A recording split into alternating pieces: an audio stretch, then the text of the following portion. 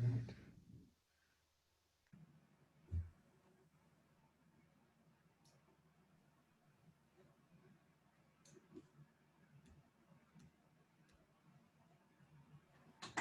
Hello, everyone. My name is Matt Armistead from Beacon Point. Welcome to the biggest questions for 2021 American economic policy. We're going to wait a couple seconds for people to get online, and then we'll kick on talking to Keith Hennessey.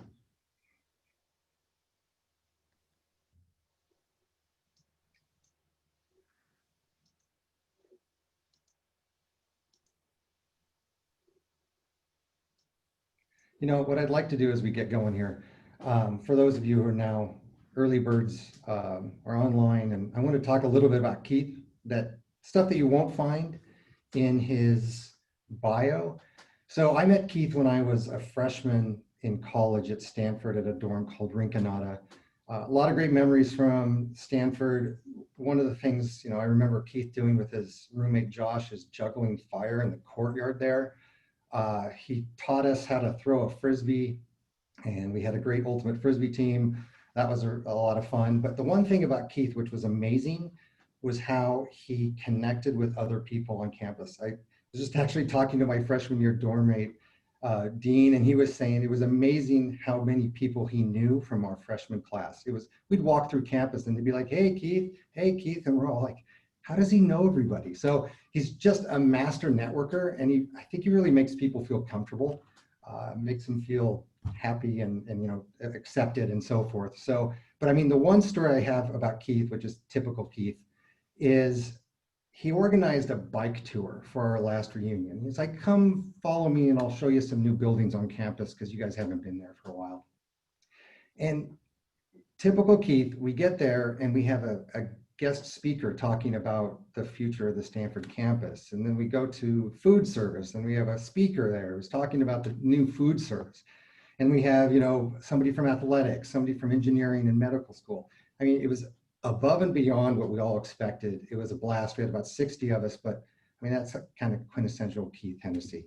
So now the more formal introduction for Keith, you know, got his bachelor's and bachelor's degree in math and political science. So, you know, there's really no way you'll be able to use statistics to BS him.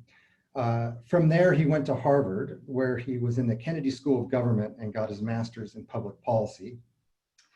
He worked for a number of elected officials, for example, Senator Lott and also George W. Bush, finally as the deputy director and then the director of the White House National Economic Council. So, you know, 6 months left in the presidency, they're saying, hey, you know, let's let Keith run things. What's going to happen, right? Well, what happened was the Great Recession. And so he was there, you know, in the trenches trying to figure out, you know, what to do, how to react, and so forth. So he's been around the block, and he's, you know, policy is his thing. Keith, remind me, how big was the TARP plan? 800 billion.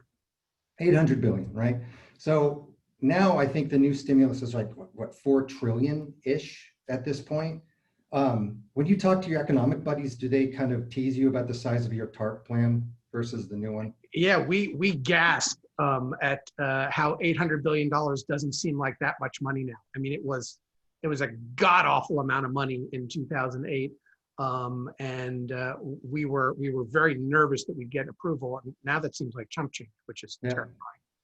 Okay, so why don't we mentally all get out of 2020? Let's warp forward to January next year, and you can stop sharing, Sarah.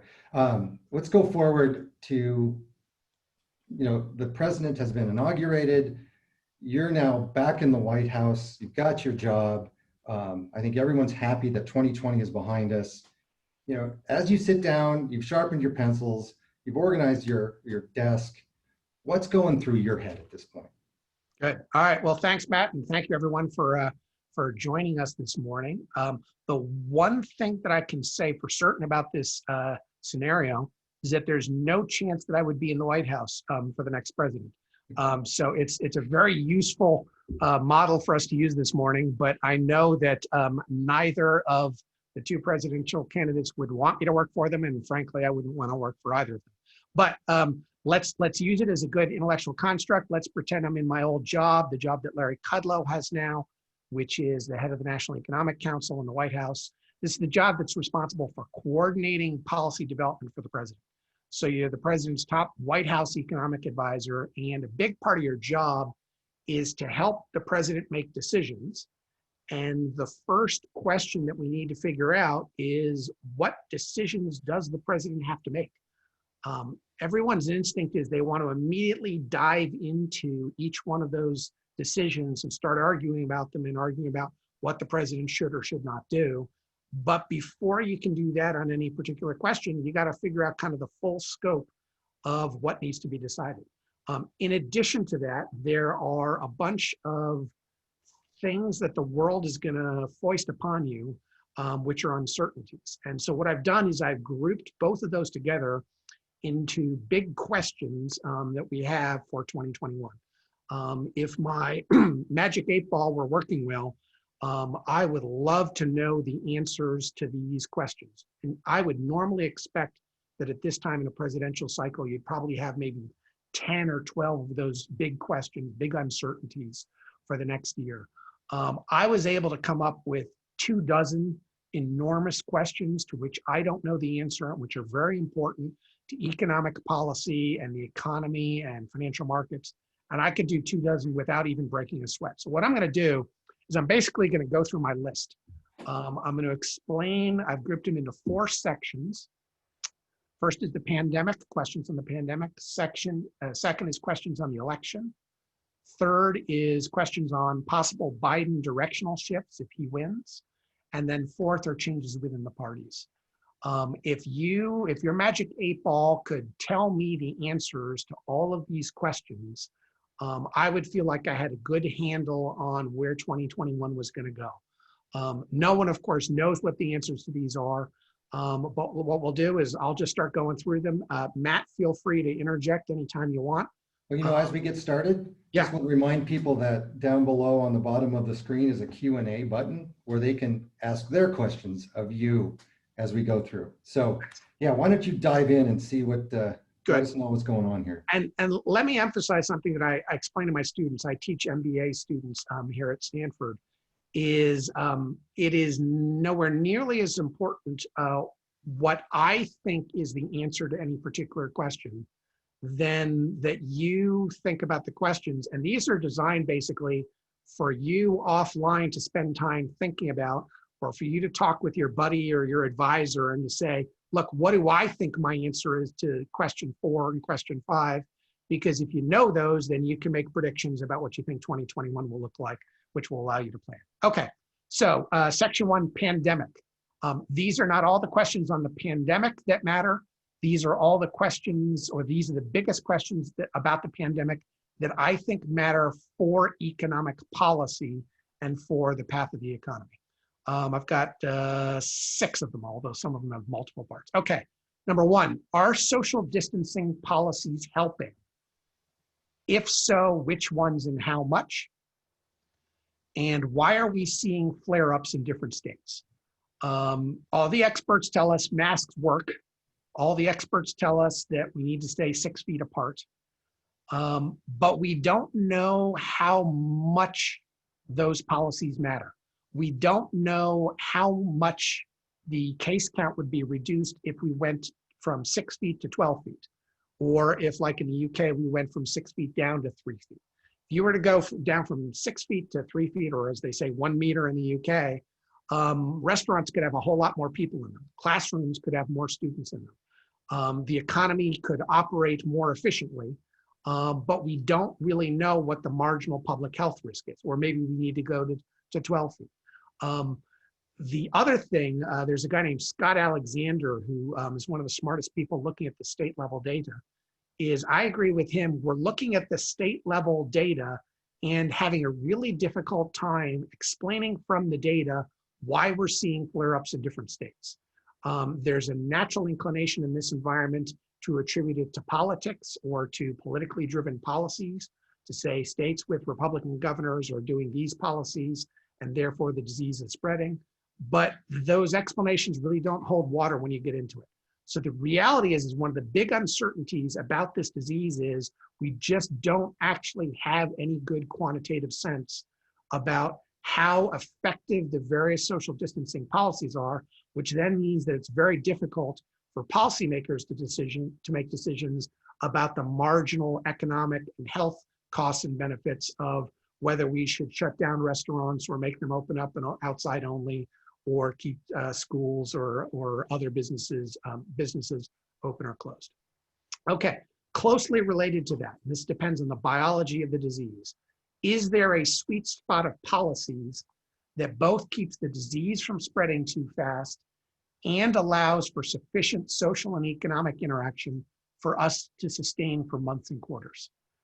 This is a question where basically the entire world is engaged in a series of experiments. And the key number here is the so-called R0 of the disease, the base infectivity rate. Last numbers I saw, though, was about 6 weeks ago when I checked, is that the experts think that the disease is an R0 of a little above 3. They initially thought it was between 2 and 3. The number I saw was about 3.2. An average person who is uninfected would infect about 3.25 additional people. The higher that number is, the harder it is to find a set of policies, the more restrictive your policies need to be to prevent the case count from skyrocketing. But obviously, the more restrictive your policies are, your social distancing policies, your quarantines, then the less the economy can grow and the less that we can interact. And what we've been doing across the country and across the world is we've been trying to find a set of policies which brings the effective transmission rate down to 1 or ideally a little bit below 1 so that the disease doesn't continue to spread, and allows us to interact, allows us to protest and pray and go to school and go to dinner and go to work. And so far, no one has found a set of policies that does that sustainably. I was watching the South Koreans for a long time. They really cracked down. It seemed that they had done it. They got their case counts low, but their case counts have spiked up again. And what we're trying to figure out is there a sweet spot? And there may not be based on the biology of the disease. We just don't know, but it's really important to know that. Yeah, this is an interesting question because, like, what does that mean for schools? You know, in Arizona, supposedly the kids are going back September 8th, right? In the classroom, my son, the older one says there's no way we could be apart. The other one has a smaller class. But, you know, that's the big fear, is that he brings it home, gets one of us sick, or gets my mother-in-law sick, who's 80 years old, and that's the person we're most worried about. Yeah, and we don't know. And the only way to figure it out, to be blunt, is by experimenting. This is actually an upside. There are a lot of downsides to having disparate policies in different states and localities. One of the upsides is we get a lot more data. We see, you know, whether some areas are doing better or worse. We see if there are certain policies, whether it's a school policy or a restaurant policy that works or doesn't work well. Okay, next one, and I think this is the most important question, which is how will the pandemic end and when? If there was one thing that you could tell me from your crystal ball, that's what I would want to know. Another way to phrase this would be, which will come first?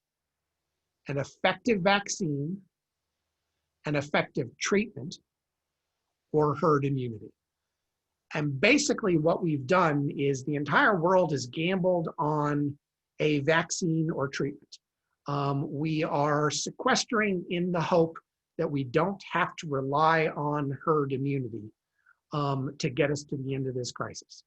And we are being more restrictive than it would make sense to be optimally if you were trying to get to herd immunity. If you were trying to get to herd immunity, this is what the Swedes try to do. You'd actually want to let low-risk people get infected gradually over time so that you build up immunity of the herd.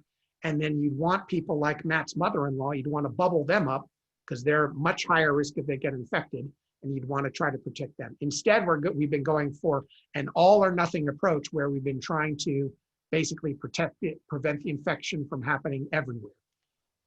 That's the right strategy if you know you're going to get a vaccine soon, because you're just trying to hold out until you've got the vaccine or until you get effective treatment that can reduce the mortality rate, the fatality rate for people who are infected. Not knowing that future, not knowing whether an effective vaccine is going to occur and when, is critical. And we really wish we knew that. I would say that the health research side is sort of the one silver lining in this whole crisis. And the vaccine research in particular is going a lot faster than anyone thought.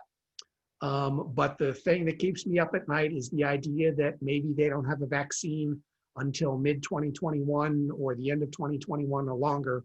That's when you go from economically this severe recession that we're in now to where you start talking about things like depression. And so that's the really, really scary part. The part I think about as an economic policy person is, yeah, great. But what if we don't have a vaccine a year from now? That's what really scares me. Okay, next question on the pandemic. And this is a general question in almost all civics and policy, which is who should decide? What President Trump did is he basically kicked the decisions to state and local authorities. I'm here at Stanford. My daily life is far more directly governed by what the Santa Clara County public health officer says I can and can't do, and what the governor says I can and can't do than what anyone in Washington says. So the president dispersed those decisions to states and localities.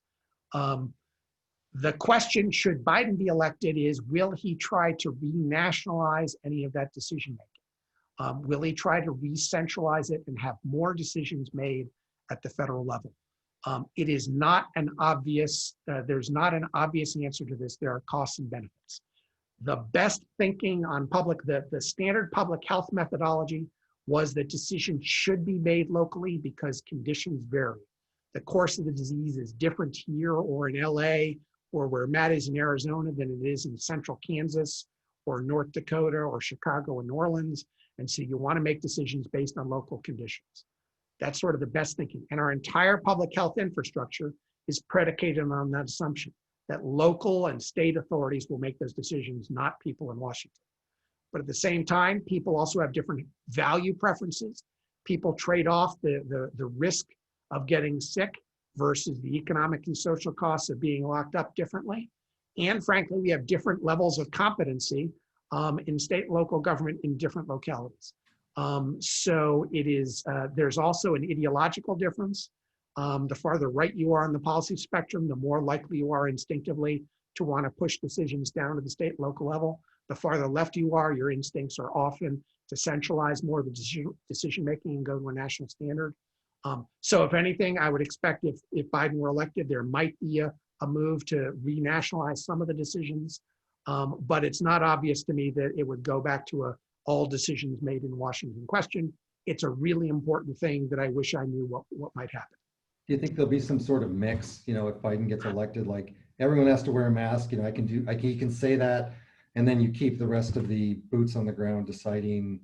Yes, or maybe even a bit less than that, which is a lot more jawboning and a lot more norm setting in Washington, so that Biden's, Fauci, and Birx are sort of publicly pushing on governors and on mayors saying you need to tighten up more in sort of the opposite way that President Trump has been pushing on states that have closed schools to say you need to open up your schools.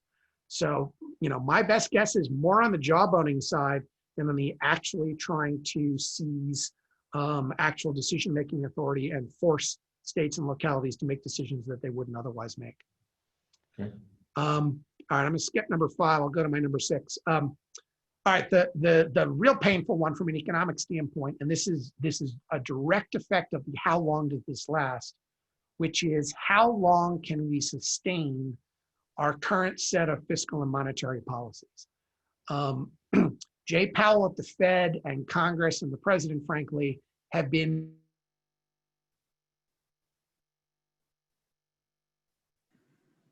Okay, I warned that might happen.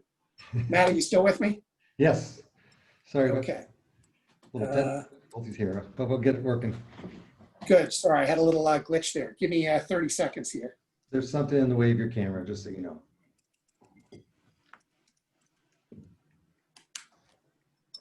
That's my microphone. Sorry, pulling my notes back up. Okay, Draghi and Draghi famously said, the head of the European Central Bank, that he would do whatever it takes to hold Europe together. That's the posture that I'm looking at from the standpoint of the Fed and fiscal policy, which is they're doing whatever it takes to try to minimize the number of bankruptcies.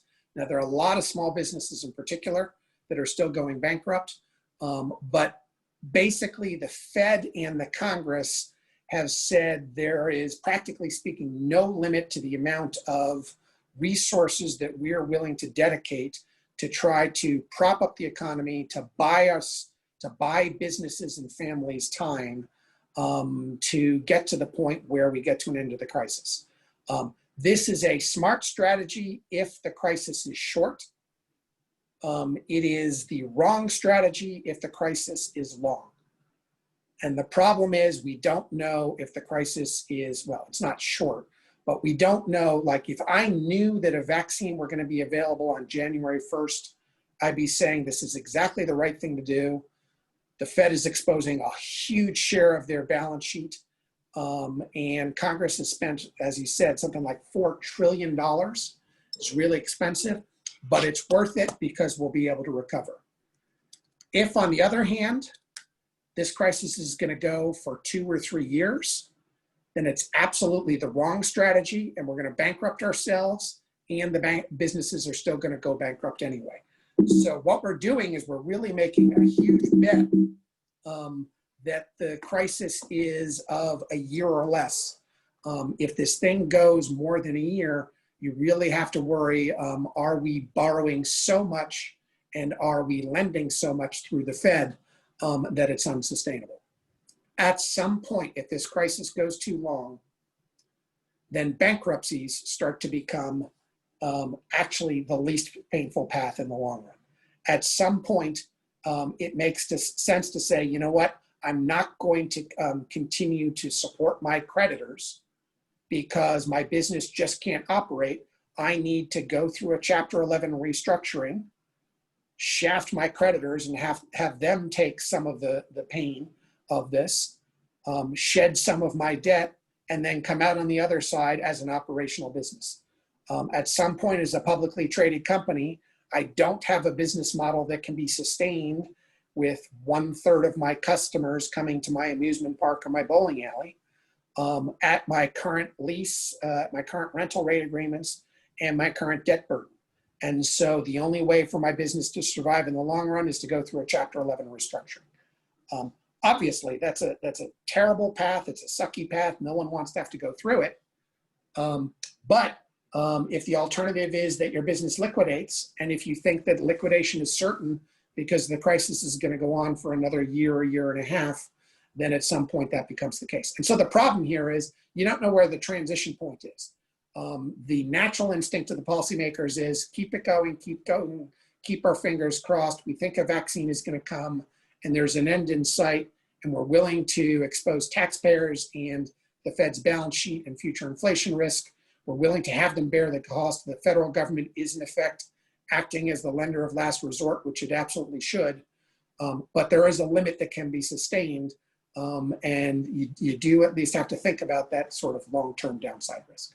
Do you hear any talk on the side of anyone saying, hey, when do we stop? When do we let the natural bankruptcy process go through? Not in the Fed. You've seen it to a little bit in this last round of negotiations on extending the unemployment insurance. How some Republicans are saying, hold on here. I'm not sure I just want to throw another $1 trillion at this. At some point, businesses may have to lay off some of their employees for the businesses to be able to survive. And if taxpayers are encouraging those businesses to keep those costs on their balance sheet, then it may be unsustainable. But it's a little bit. You're certainly not going to see anything over the next 10 weeks. There's no politician who in their right mind is going to be willing to say, hey, let's have businesses go out of business and people be laid off. They're not going to say that in an election cycle. Frankly, I don't have a lot of optimism that the policymakers will confront this question. The reality is I think they're going to have to. So, Matt, you can still see me okay? My sound's still good? I only see Team USA. I'm not sure what's, if the Okay. camera's still working. There you Coming go. back. Okay, there we go. Okay. Okay. I apologize, folks. Give me a sec here.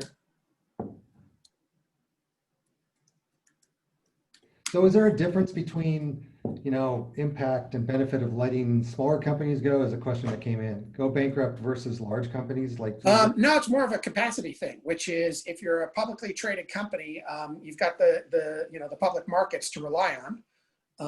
You can screw your shareholders and then come out on the back end if you've got access to credit. So to their credit, what the Congress tried to do was they tried to target their aid back in June and July to small businesses who didn't have access to lines of credit. If you can't go to the public markets, if you don't have a line of credit with your bank, then your only lender of last resort is going to be the federal government. The same is true for families. And so in the short run, that's why they were doing it. So I would worry about small and medium-sized businesses, which is what you're seeing right now. You're seeing some big businesses are saying that they're in trouble, but you're seeing a lot of family restaurants and family-owned businesses already that are starting to shutter. And I expect the same will be true in the spring. By the way, I don't want people to think that I think it is likely that we'll be still here a year from now without a vaccine or a treatment and dealing with this scenario. But if it's a 5 or a 10% case, then as a policymaker, as a senior policymaker, you need to be prepared for it. And I think it's quite possible that all the optimism about the vaccines is a quarter or two too early. And that maybe you're thinking, maybe if people are saying, I'm going to be getting my vaccine in January of next year, well, maybe it's July or maybe it's September of next year, because it takes time to actually make things. It takes time to move this through the process. So we just don't know. Okay, next one is the election. Obviously, we'd all like to know who's going to win. I have no better information than anyone else. If I were a betting man, and I tend to be a betting man, I would say that if the election were today, I'd give Biden a 90% chance of winning. I think if I believe the numbers, and if there were no error bounds, then I'd say Biden had a 99% chance of winning today. But we just don't know if the polling is missing some systematic error, some systematic bias in the data. Is there something going on in those swing states that the polls just aren't picking up? So I'd say there's a 10% chance that just, the science of polling isn't good enough for us to actually know the true state of the electorate and what turnout would be. Given that the election is 10 weeks away, I would say that Mr. Trump's chances are probably more in the 30 to 40% range. But that's just because I think he is better at adapting to a changing political environment than Mr. Biden is. And this is going to be a changing political environment. It's going to be a painful election season. But I just think that the market is significantly overestimating the advantage that Mr. Biden has in the polls right now. But obviously, we'd all like to know what's going to happen with that. A really ugly question that I wish I knew the answer to is, when will we know the results of the election? Will we know on Wednesday morning? Or will it take weeks as it did? I'm sure many people on this Zoom are old enough to remember the Bush versus Gore recount and how painful that was. We don't want to have to go through that, but it is definitely a possibility. I think more significant to understand from a policy standpoint and just from a civic society standpoint is that even if you knew that Biden were going to win, I think there's a huge difference between a narrow Biden victory and a clear Biden victory. If we wake up Wednesday morning and everyone says, okay, Joe Biden's going to be the next president, it's clear because he has a huge, he won the Electoral College, or if Mr. Trump concedes. That's one outcome. If it's a closely contested election and we have legal challenges and we have President Trump and his supporters questioning the validity of the election, that is, it's a lot more distressing as a citizen. And it also means that the first 6 months of a Biden presidency would, in part, Biden would be dealing with a Republican political base that is refusing to accept the results and refusing to reflect his legitimacy. There's obviously this risk in any single election, but in this one, I think it's particularly heightened. And so even if you could tell me that you knew that Mr. Biden was going to win, I'd want to know by how much and by how certain and when would we know, because I think it affects the policy environment and in particular the legislative environment that Biden will be dealing with. If Biden crushes Trump in the election, Republicans are going to be, congressional Republicans will be in a very different state of mind than if it's a narrow victory and the Republican Party is going through some sort of, changes as they try to figure out the post-Trump environment. So how does, with the background of all the protests and all that stuff, it's just that much worse? Is it? Yeah. I mean, look, this fall quarter was going to be terrible no matter what. Pandemic, severe recession, most hotly contested and ugliest election in certainly my adult lifetime. Throw into that civil strife and racial unrest. This is going to be horrible. It's going to be really, really bad. And not just here on campus, it's going to be bad everywhere. And the results on election day, the American people will decide sort of what the mood and the tone is beyond that. I don't expect everyone to be all kumbaya no matter what the result is a week after election day. But the real question is sort of once we get past, say, the Thanksgiving break from a teaching standpoint, sort of are we still in a civil unrest environment, or are people sort of resigned to accepting the result, whether that's a Trump win or a Biden win, either way. Okay, next is our founding fathers created a form of government that vests most power in the legislature. We pay all of our attention to the president, but at least as important is which party controls the Senate majority. Dems will control the House majority, no question about that. They'll almost certainly widen their majority in the House, so we'll still have Speaker Pelosi and a commanding Democratic majority. I'd bet a lot of money on that. But the Senate, I don't know if it's a toss-up, but it's pretty close to a toss-up. And if Mr. Biden wins the White House, things look very different. If he's got a 51-49 or 52-48 Democratic Senate majority, if Schumer is majority leader, then if McConnell is still majority leader. President Obama got probably 80 to 90% of his domestic policy done in his first 2 years when he had a big majority in the House and a 60 and then a 59 seat majority in the Senate, and got very little done in terms of domestic legislative policy in years 3 through 8. That doesn't have to be the case. A Democratic president can work with a Congress of the other party. Bill Clinton did it. Bill Clinton was dealing with a Republican Congress for 6 years of his administration. George Bush was dealing with the Democratic majority for 2 years of his administration. They were both able to cross party lines on particular issues and get things done. Joe Biden is a different person, and he has a reputation from his time on Capitol Hill and from his time as vice president as being a deal maker, as someone who could work a bipartisan process. But the Hill is very different. Congress is not used to legislating. It's been about 10 years since there's been major bipartisan legislation, even more really. And so that's a big question. And whether Biden has to deal with a Republican Senate has a huge impact on the election. And frankly, on policy. If Biden's got a Democratic majority, there's going to be a lot of pressure on him not to be bipartisan and to push some of the Democratic agenda, domestic agenda through because he has the votes.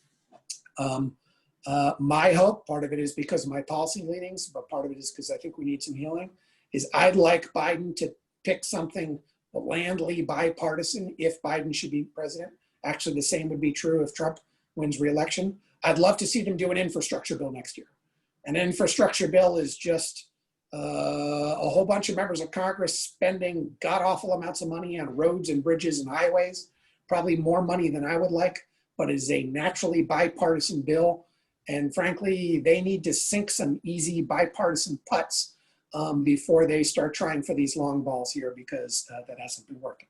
But if you can tell me who's going to control the Senate, I'm going to want to know that. If Democrats do take the Senate, there would be a move from the far left to try to eliminate the legislative filibuster. I'm an old Senate hand. I expect that that would fail, and I hope that it would fail. I think the supermajority requirement in the Senate is pretty important. Okay. Let's see. Let's now talk about the Biden scenario. If Mr. Trump wins re-election, I expect largely a continuation. I'd expect him to keep doing what he's doing, maybe even a little more so. So the interesting scenario, and there are probably 8 or 10 really big questions that come into play only if Mr. Biden wins. And so let's talk about some of the big uncertainties, the big directional shifts that might matter for the economy and economic policy if Biden wins. First one, thing that I most want to know, and this is a medium and long-term thing more than a short-term thing, is what would be his approach to China. This is the big shift since Senator Biden, since he was vice president for Mr. Obama, or President Obama. Would he change the increasingly confrontational approach that really the whole U.S. government has had toward China? Would he try and move it more toward cooperation? Or would he leave the new balance towards a much more conflict-oriented approach with China, roughly where it is now, where President Trump and frankly, both parties in Congress have moved it? And would he change some of the details? I think the latter is more likely, but I don't really know. To use some phrasing from the last campaign, I want to know if President Biden would try for a, quote, reset with China, the way that Senator Clinton, Hillary Clinton, was talking about we need a reset with Russia, or we had a reset with Russia. And a lot of this depends on how President Biden would be thinking about the change in the relationship between the US and China. Does he think of it as being primarily driven by changes on the US side? And does he support those? Does he think about them principally as being changed by a US reaction, a common US reaction to changes on the Chinese side? I think the latter is more likely, but the US-China economic relationship is the most important international relationship from an economic standpoint by a long shot in the world. And if that's going to fundamentally change, I want to know about it. And it's the biggest opportunity for a directional shift in terms of economic policy, even more so than domestic policy change. Second thing I'd want to know is what are his top 3 foreign policy priorities? This matters from an economic standpoint. I care about it as a citizen, but it matters a lot. And in particular, I want to know where trade outside of the trade relationship with China is going to rank on those. Is a Biden president going to come in and say, okay, my priorities are China, Iran, and North Korea? Or is it going to be China, Iran, and climate change? Or is it going to be repairing our relationships with our allies in Israel, Palestine, and free trade? I really want to know where trade is going to rank in those priorities. Every president wants to work on issues all over the world, but they only have so much diplomatic and international capital. And so what he picks at his top 2 or 3 issues are going to be what actually gets done. I would assume that a Biden presidency would expend a lot of international and diplomatic capital in its first year working on trying to reset a lot of our relationships with our allies in ways that President Trump has sort of diverged from norms of diplomatic behavior. But I want to know about the big stuff. Is Biden spending more time working on North Korea or on Iran? Is he spending more time working on Israel, Palestine, or trade or climate change? Because if the US president isn't leading the cause of free trade globally, then I think the world slips back into protectionist blocks. And that concerns me a lot, especially as the relationship with China is becoming more zero-sum economically. How about on the military side with China? You know, they've been ramping up their military. How much of a threat do you think Yeah, that's? I am. I'm not sure if this is justified. I'm less uncertain about that. Like I would guess that there's a greater likelihood that a President Biden would change the U.S.-China economic relationship than that he try and change some of what the U.S. has been doing on the foreign policy side and the military side. The so-called Quad, the partnership between the U.S., Japan, India, and Australia, sort of to provide a counterweight, a military counterweight in the Indo-Pacific region, has been something that's been strengthening over the past year or two. I would guess that Biden would continue that, you know, maybe make some changes in the second order questions, but it's sort of on the details of how we interact with trade. You know, it's President Trump's tariffs. It's how he deals with the China trade relationship that I would think would have a potentially greater change, greater volatility, and definitely a greater impact on economic policy. The other thing, and look, you know, a lot of the policy directional things you can predict if you have a Biden presidency. But again, especially from a White House advisor standpoint, what I want to know is what is the president-elect and what does he want to spend his time on? So from a domestic policy standpoint, what I want to know is what are the 1, 2, or 3 domestic policy priorities that President-elect Biden would want to push to the top of his agenda. Famously, in 2009, President Obama started with the fiscal stimulus, and he made it partisan. He then had a choice to make, which was in 2009, was he going to work on healthcare, what became known as Obamacare, or climate change? And his then chief of staff, Rahm Emanuel, I think correctly advised him and said, you can't do both in your first year, Mr. President. You just can't get Congress to do 2 enormous domestic policy changes like that. So you got to prioritize one. And President Obama picked healthcare. And what he got done in his first year is he got the fiscal stimulus. He got almost all the way on healthcare, and he finished that in the first third of 2010. And he got the Dodd-Frank law done. So what I want to know is, of all the things that the candidate Biden is promising on domestic policy, which 1 or 2 of them does he prioritize in 2021 if he's elected? I'd normally say 1, 2, or 3, but there's no question that his top domestic policy priority is going to have to be dealing with the pandemic and the economic effects. That's going to crowd out everything for his first 2 or 3 months. And so I think the real problem for the economic team for a possible incoming President Biden is, and domestic policy team too, is we can't push 2 or 3 things. We've got to pick one, because it's going to be pandemic and economic response and X. And is X going to be Black Lives Matter and issues of race and crime and justice? Is it going to be immigration? Is it going to be healthcare? Is it going to be domestic climate change? Is it going to be corporate governance? I don't think we know. And that's the presidential decision. That's the big decision, which is what am I going to spend my time on? What am I going to try to do? It's directly related to the earlier question about who controls the Senate. Because if you're facing a Republican Senate and you say, we're going to get climate change, we're going to get a Green New Deal through a McConnell Senate, you're probably fooling yourself, and you should be looking for something where you might have a chance of working with McConnell or getting something past him. We don't know. I'd like to know when the next big Supreme Court vacancy is. I presume this would be Justice Ginsburg retiring, but that's just a guess. I don't think it matters that much from an economic policy standpoint, but I think it's a huge political fight, huge legislative fight, and it will cause both parties to retreat to their partisan corners.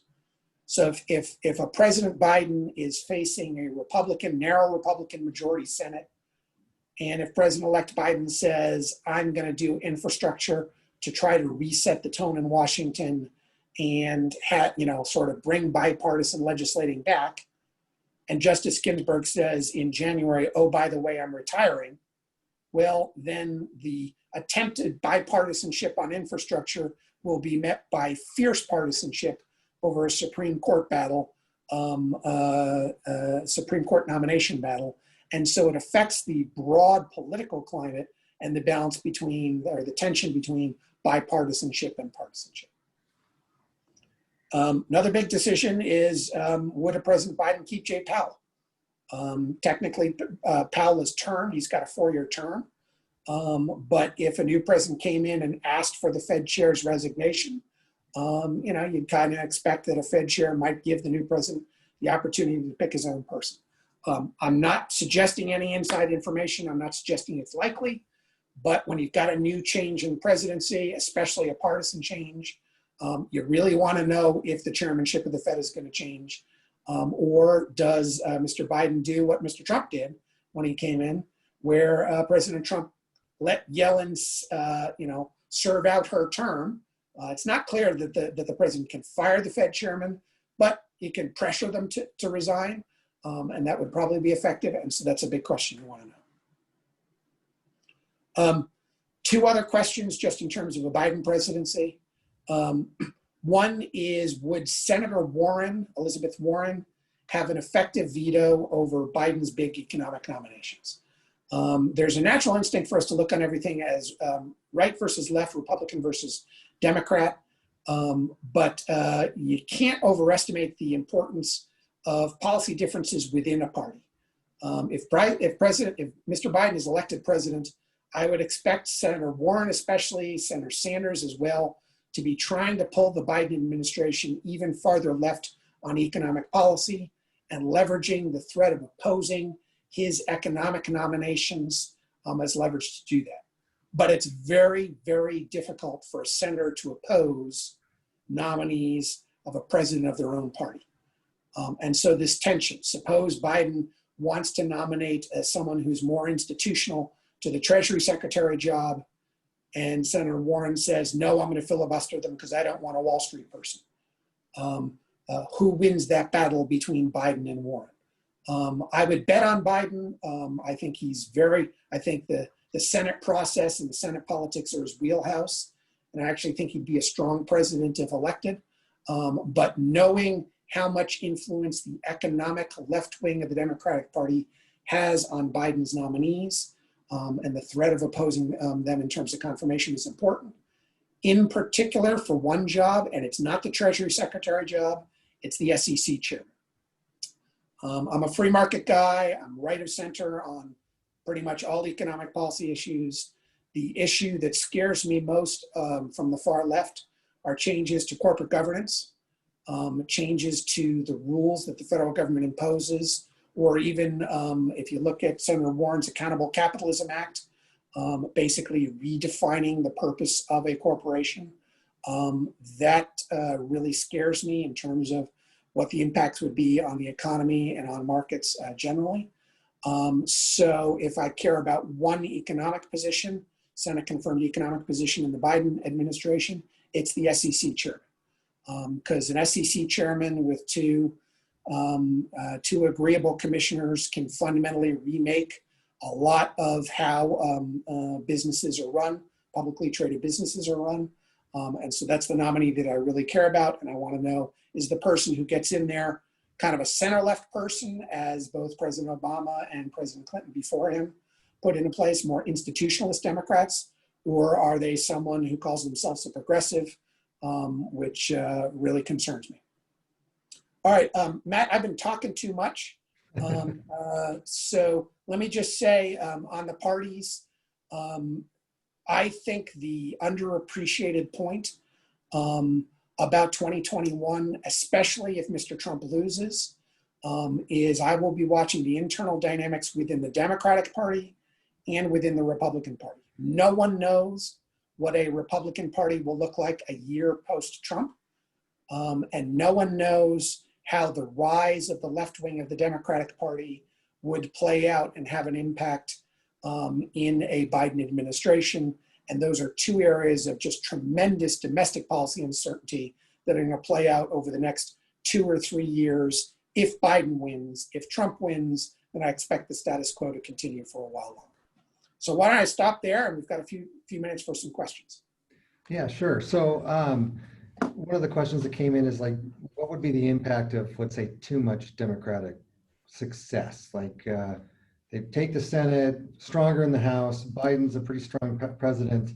I know from a market perspective, usually we look at that and say, that's bad, right? Usually one party for both those branches is a problem from a market perspective. But what do you think from just kind of a political, economic perspective? You know, my instinct is to say if the left wing is in charge, it's bad for the economy and bad for markets. You know, that's my ideological sense coming out. As I said, I'm most worried about the corporate governance. I'm a little less like, my background is principally in fiscal policy, so I'd normally be worried about taxing and spending or just increases in government spending. But right now there's so little difference between the parties and we're borrowing so much that the marginal damage of additional spending, you know, of an additional few $100 billion from a Democratic spending agenda isn't scaring me nearly as much as if something like Senator Warren says, we're going to move a version of the Accountable Capitalism Act. Or if the House and Senate say, we're going to impose new obligations to prioritize climate change goals on parity with shareholder value. Those are the things that concern me. But it's back to my point about sort of limited space for a domestic policy agenda and the battle with the Democratic Party.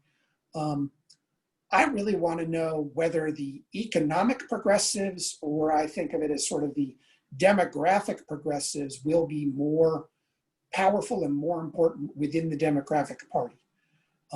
Will the left wing of the Democratic Party care more about the Warren and Sanders agenda and try and get a President Biden to push those ideas? Or will they care more about Black Lives Matter, crime and criminal justice, all the racial issues and social strife that we're doing, and push a President Biden to deal with those issues? If it's the latter, then Congress isn't spending as much time on economic issues and the economic impact is smaller. Okay. So, you know, we didn't really touch on it. If Trump wins, you know, is it just kind of what we've seen for the last couple of years, or is there anything else that is out there? Season 2 with even more twists and turns. People will say, you know, Trump would be unchained in a second administration, unconstrained by the need to be reelected. You know, he hasn't looked that constrained to me. So, you know, I'd expect more of the same. I'd expect a bit more volatility. You'll still be having a Democratic House majority. So I would still expect the fundamental conflict between Pelosi's Democrats and the Trump agenda, and frankly, his unwillingness to compromise legislatively with the other party to produce an ongoing legislative stalemate. But frankly, we've been in an ongoing legislative stalemate since about 2011. You know, kind of more of the same. Okay. Okay. So one of the things the Fed just talked about, was it yesterday or the day before, was letting inflation run a little hotter. Mm-hmm. They're getting more dovish. Becoming more. So would that, you know, what's the effect of that? And are they basically, though, how do we pay back this $4 trillion? I guess is also an ancillary question. Are they going to use inflation to pay back this $4 trillion, or are they going to, no, just never going to pay it back? Just beats the hell out of me. Look, the Fed was slowly moving toward reducing the size of their balance sheet post-TARP 8 to 10 years after the financial crisis. So the Bernanke Fed and then the Powell Fed were very gradually reducing the impact that the Fed had on the markets and dialing down their balance sheet. I'm a hawk. I wanted them to go much faster. But I would say that I'm a little out of line. I think that the center of the economic consensus was moving toward more dovish anyway, as the hypothesis is that the real equilibrium interest rate has floated downward over time. So I don't think this is pandemic related or crisis related. I think the Fed's been moving this direction anyway. And I expect them to come a bit more dovish. You know, the risk is always that a higher baseline rate of inflation increases the risk of inflation getting out of control. And so that's what you have to worry about. You know, if their benchmark is 3% rather than 2%, then the risk of 4 or 5 or 6% goes up, and that becomes scary. Having low and predictable inflation is one of the massive strategic strengths and advantages of the U.S. economy. And it was, you know, it was created from enormous pain in the 80s. You know, we're going to give it up. Maybe that's the right decision. I'm nervous about it. What about like taxes? Are they going up? Yep. Well, if Biden wins, they're going up. You know, on who, how much, and when.